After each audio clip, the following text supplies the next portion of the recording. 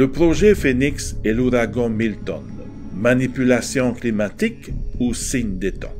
Bienvenue sur Horizon Biblique.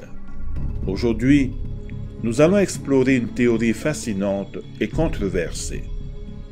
Certains pensent que l'ouragan Milton, qui a dévasté des régions entières, n'est pas un simple phénomène naturel, mais pourrait avoir été provoqué par des technologies de contrôle du climat, comme celle mentionnée dans le projet Phénix.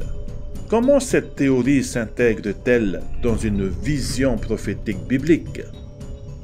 Le projet Phénix, qui a vu le jour il y a quelques années, est une initiative liée à la préparation face aux catastrophes naturelles, mais certains croient que son véritable objectif pourrait être plus sinistre, le contrôle de la météo.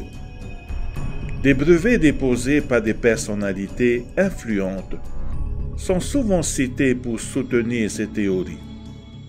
Ces idées, bien que controversées, nourrissent des spéculations sur le fait que des ouragans comme Milton auraient été déclenchés volontairement.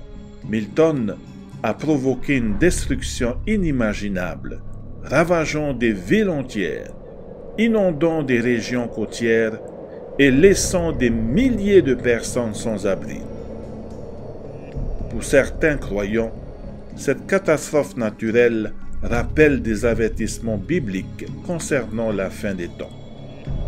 Ces tempêtes pourraient-elles être des signes de la fin imminente? La Bible nous avertit de la montée des calamités naturelles dans les derniers jours.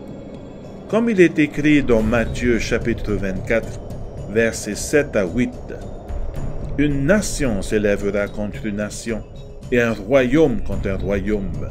Il y aura en divers lieux des famines et des tremblements de terre. Tout cela ne sera que le commencement des douleurs. » Ce texte rappelle l'importance de rester vigilant, car ces événements pourraient bien s'inscrire dans le grand plan prophétique. En résumé, que l'ouragan Milton soit le résultat d'un phénomène naturel ou d'une technologie humaine, ces événements nous rappellent l'importance de se préparer spirituellement. Les signes sont nombreux, et il est essentiel de rester attaché aux enseignements bibliques. Si vous avez des réflexions ou des questions à ce sujet, n'hésitez pas à les partager dans les commentaires. Que le Seigneur vous bénisse.